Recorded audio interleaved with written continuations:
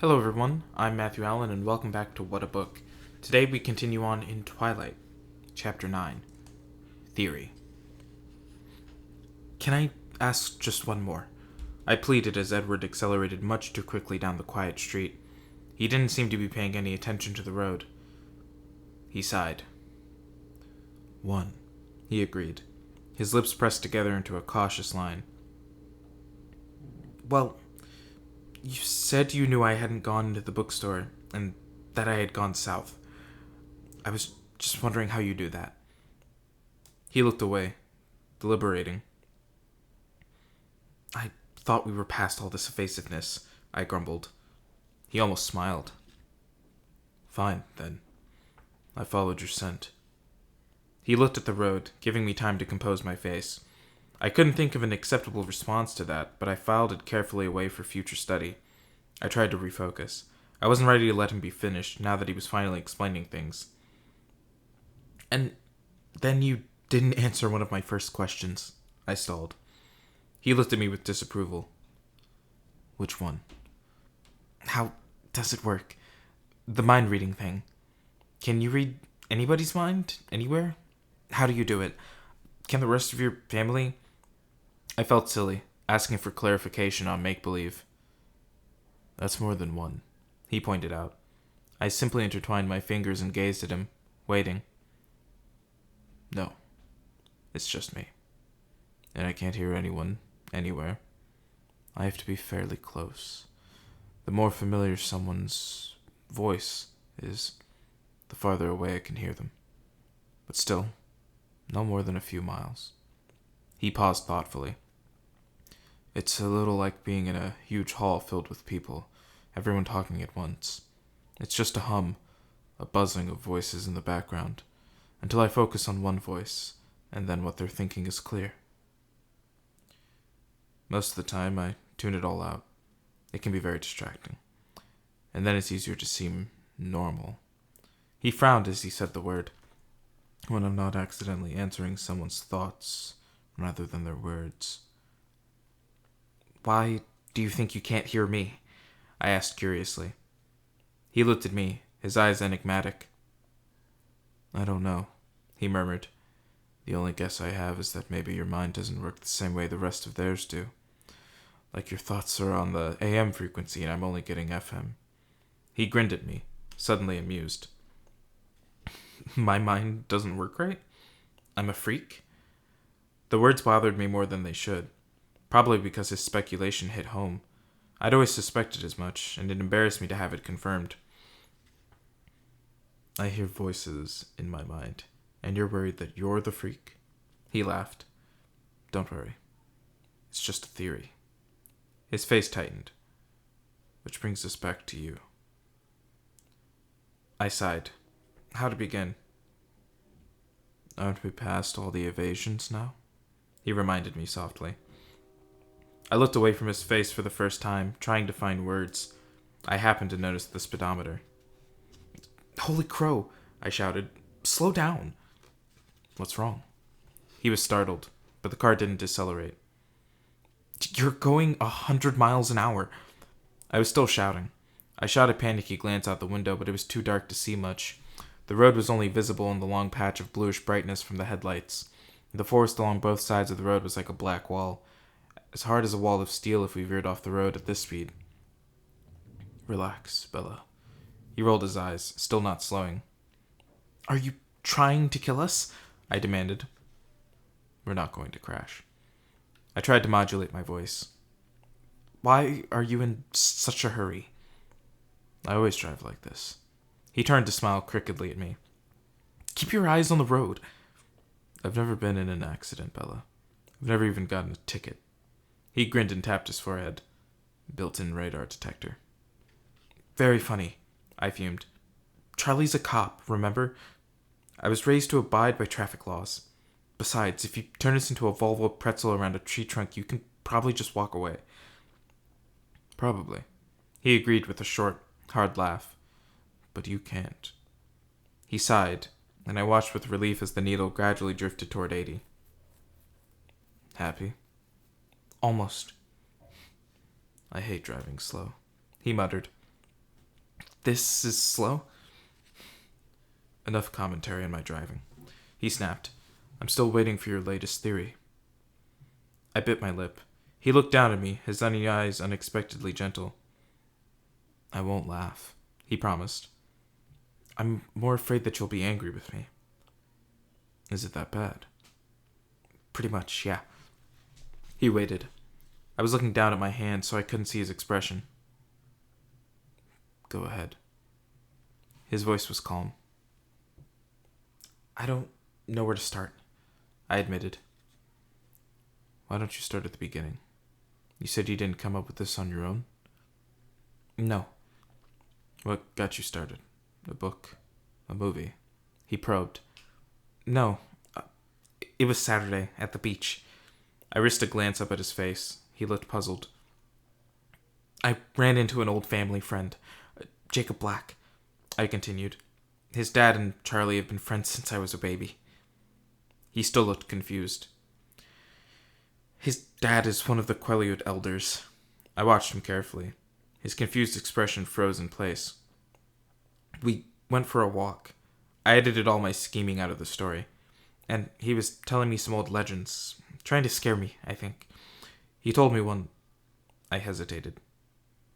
Go on, he said. About vampires. I realized I was whispering. I couldn't look at his face now, but I saw his knuckles tighten convulsively on the wheel. And you immediately thought of me. Still calm. No. He mentioned your family. He was silent, staring at the road. I was worried suddenly, worried about protecting Jacob. He just thought it was a silly superstition, I said quickly. He didn't expect me to think anything of it. It didn't seem like enough. I had to confess. It was my fault. I forced him to tell me. Why? Lauren said something about you. She was trying to provoke me. And an older boy from the tribe said your family didn't come to the reservation, only it sounded like he meant something different. So I got Jacob alone and I tricked it out of him, I admitted, hanging my head. He startled me by laughing. I glared up at him. He was laughing, but his eyes were fierce, staring ahead. Tricked him how? He asked. I tried to flirt. It worked better than I thought it would. Disbelief colored my tone as I remembered. I'd like to have seen that. He chuckled darkly. And you accused me of dazzling people. Poor Jacob Black. I blushed and looked out my window into the night. What did you do then? He asked after a minute. I did some research on the internet. And did that convince you? His voice sounded barely interested, but his hands were clamped hard onto the steering wheel. No, nothing fit. Most of it was kind of silly, and then I stopped. What? I decided it didn't matter. I whispered. It didn't matter? His tone made me look up. I had finally broken through his carefully composed mask. His face was incredulous, with just a hint of the anger I'd feared. No, I said softly. It doesn't matter to me what you are. A hard, mocking edge entered his voice. You don't care if I'm a monster, if I'm not human. No. He was silent, staring straight ahead again. His face was bleak and cold. You're angry, I sighed. I shouldn't have said anything. No, he said, but his tone was as hard as his face. I'd rather know what you're thinking, even if what you're thinking is insane.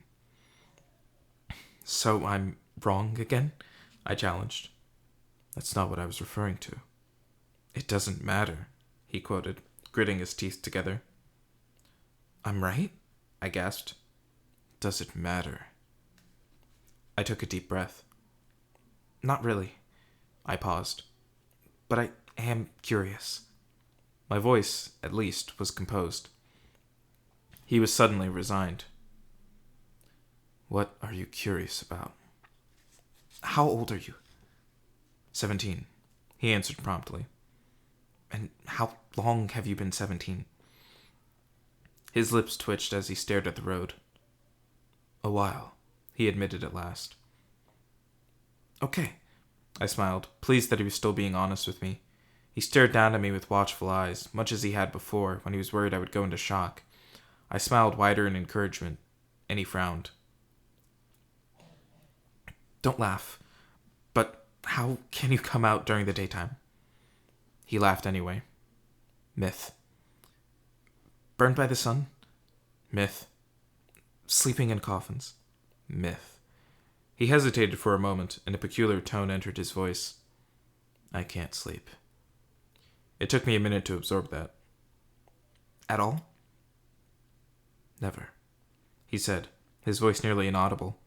He turned to look at me with a wistful expression. The golden eyes held mine, and I lost my train of thought. I stared at him until he looked away. You haven't asked me the most important question yet. His voice was hard now, and when he looked at me again, his eyes were cold. I blinked, still dazed. Which one is that? You aren't concerned about my diet? He asked sarcastically.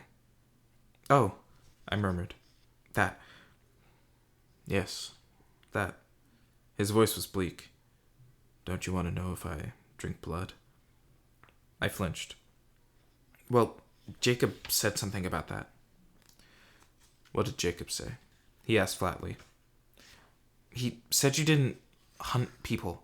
He said your family wasn't supposed to be dangerous because you only hunted animals. He said we weren't dangerous. His voice was deeply skeptical. Not exactly. He said you weren't supposed to be dangerous. But the Quailots still didn't want you on their land, just in case. He looked forward, but I couldn't tell if he was watching the road or not. So, was he right? About not hunting people. I tried to keep my voice as even as possible. The Quailots have a long memory, he whispered. I took it as a confirmation. Don't let that make you complacent, though, he warned me. They're right to keep their distance from us. We are still dangerous. I don't understand. We try, he explained slowly. We're usually very good at what we do. Sometimes we make mistakes. Me, for example, allowing myself to be alone with you. This is a mistake? I heard the sadness in my voice, but I didn't know if he could as well. A very dangerous one, he murmured. We were both silent then. I watched the headlights twist with the curves of the road. They moved too fast. It didn't look real. It looked like a video game. I was aware of the time slipping away so quickly, like the black road beneath us, and I was hideously afraid that I would never have another chance to be with him like this again. Openly, the walls between us gone for once. His words hinted at an end, and I recoiled from the idea. I couldn't waste 1 minute I had with him. Tell me more, I asked desperately, not caring what he said, just so I could hear his voice again. He looked at me quickly, startled by the change in my tone. What more do you want to know? Tell me why you hunt animals instead of people, I suggested, my voice still tinged with desperation. I realized my eyes were wet, and I fought against the grief that was trying to overpower me. I don't want to be a monster. His voice was very low. But animals aren't enough. He paused. I can't be sure, of course, but I'd compare it to living on tofu and soy milk. We call ourselves vegetarians, our little inside joke. It doesn't completely satiate the hunger, or rather thirst, but it keeps us strong enough to resist. Most of the time. His tone turned ominous. Sometimes it's more difficult than others. Is it very difficult for you now? I asked. He sighed. Yes. But you're not hungry now, I said confidently, stating, not asking. Why do you think that? Your eyes. I told you I had a theory. I've noticed that people, men in particular, are crabbier when they're hungry. He chuckled. You are observant, aren't you? I didn't answer. I just listened to the sound of his laugh, committing it to memory. Were you hunting this weekend? With Emmett? I asked when it was quiet again. Yes. He paused for a second, as if deciding whether or not to say something. I didn't want to leave, but it was necessary. It's a bit easier to be around you when I'm not thirsty. Why didn't you want to leave? It makes me anxious to be away from you. His eyes were gentle but intense, and they seemed to be making my bones turn soft. I wasn't joking when I asked you to try not to fall in the ocean or get run over last Thursday. I was distracted all weekend worrying about you, and after what happened tonight, I'm surprised that you did make it through a whole weekend unscathed. He shook his head and then seemed to remember something. Well, not totally unscathed. What? Your hands. He reminded me. I looked down at my palms, at the almost healed scrapes across the heels of my hands. His eyes missed nothing. I fell, I sighed. That's what I thought. His lips curved up at the corners. I suppose, being you, it could have been much worse. And that possibility tormented me the entire time I was away. It was a very long 3 days. I really got on Emmett's nerves. He smiled ruefully at me. 3 days? Didn't you get back today? No, we got back Sunday. Then why weren't any of you in school? I was frustrated, almost angry as I thought of how much disappointment I had suffered because of his absence. Well, you asked if the sun hurt me, and it doesn't. But I can't go out in the sunlight. At least, not where anyone can see. Why? I'll show you sometime. He promised. I thought about it for a moment. You might have called me, I decided. He was puzzled. But I knew you were safe.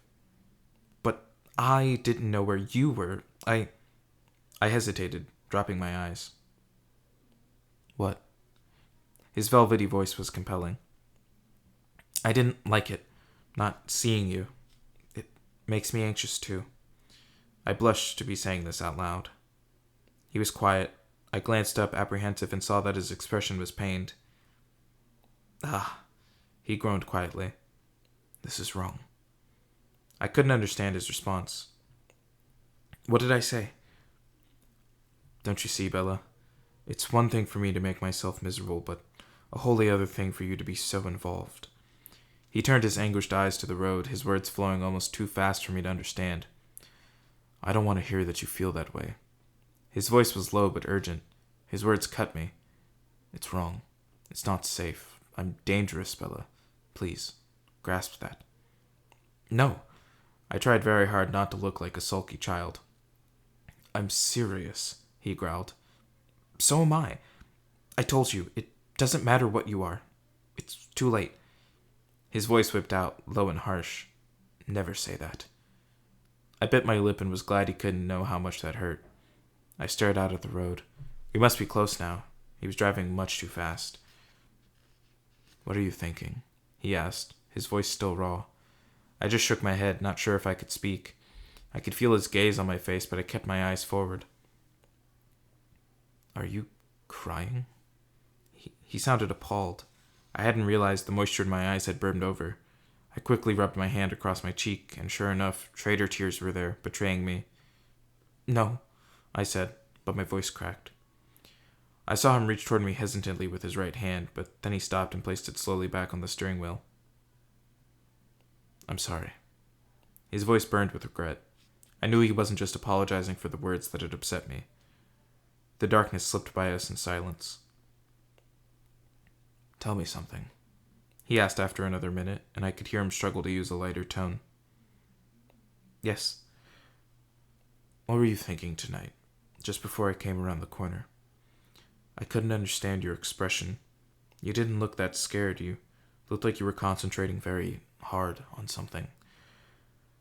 I was trying to remember how to incapacitate an attacker. You know, self-defense. I was going to smash his nose into his brain.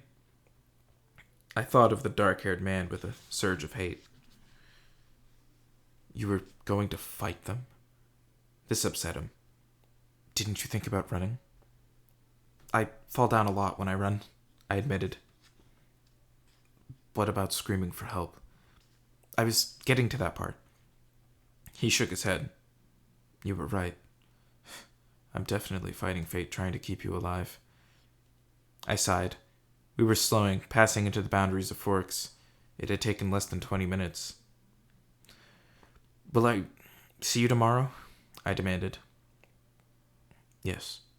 I have a paper due, too. He smiled. I'll save you a seat at lunch. It was silly.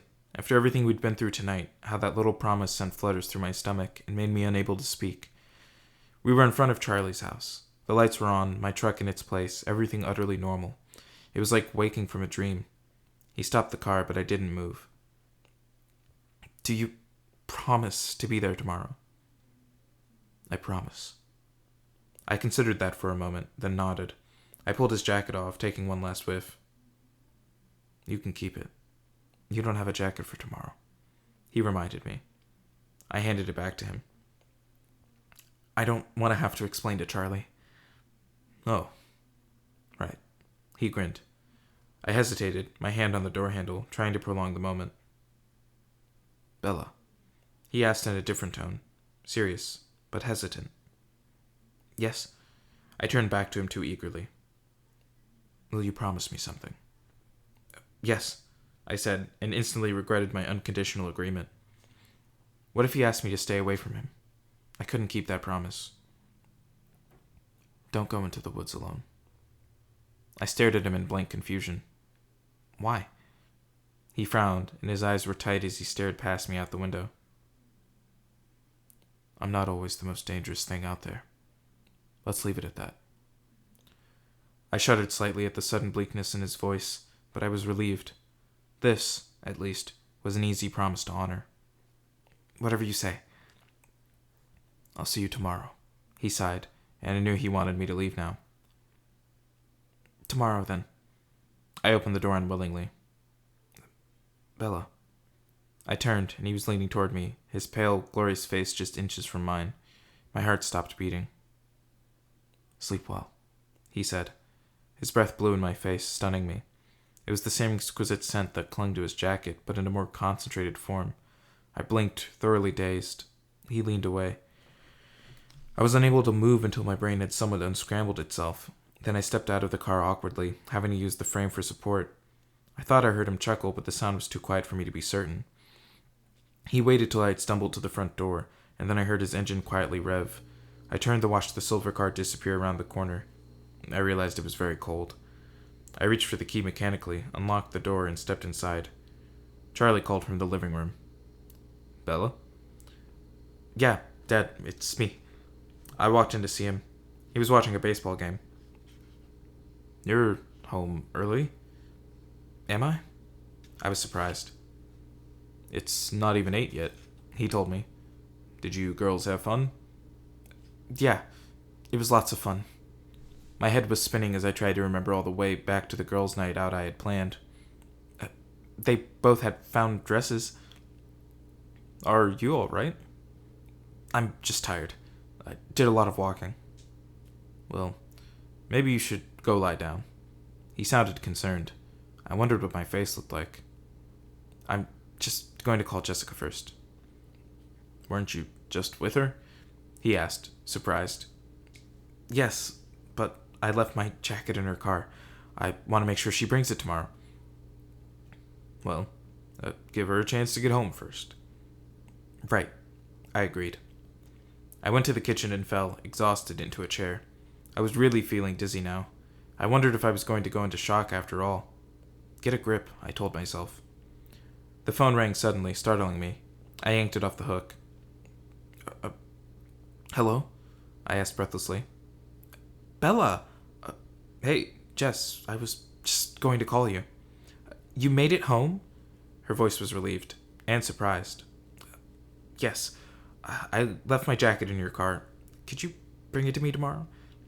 Sure, but tell me what happened, she demanded. Tomorrow, in Trig, okay? She caught on quickly. Oh, is your dad there? Yes, that's right. Okay, I'll talk to you tomorrow then. Bye. I could hear the impatience in her voice. Bye, Jess. I walked up the stairs slowly, a heavy stupor clouding my mind. I went through the motions of getting ready for bed without paying any attention to what I was doing. It wasn't until I was in the shower, the water too hot, burning my skin, that I realized I was freezing. I shuddered violently for several minutes before the steaming spray could finally relax my rigid muscles. Then I stood in the shower, too tired to move until the hot water began to run out. I stumbled out, wrapping myself securely in a towel, trying to hold the heat from the water in so the aching shivers wouldn't return. I dressed for bed swiftly and climbed under my quilt, curling into a ball, hugging myself to keep warm. A few small shudders trembled through me. My mind still swirled dizzily, full of images. I couldn't understand, and some I fought to repress. Nothing seemed clear at first, but as I fell gradually closer to unconsciousness, a few certainties became evident. About 3 things I was absolutely positive. First, Edward was a vampire. Second, there was a part of him, and I didn't know how potent that part might be, that thirsted for my blood. And third, I was unconditionally and irrevocably in love with him. And that's where I'm going to leave off for today. I know, there's plenty of time for a second chapter, but I have so many things I have to get to, and I apologize so much. That's 2 weeks in a row when I can only get you 1 chapter when I really want to get you guys 2 every time. So thank you guys so much for listening to this Whatta book. If you liked it, make sure to let me know by reaching out on social media, as this is marked safe for kids, so you can't leave comments. YouTube is weird like that. It's really dumb. I don't get it.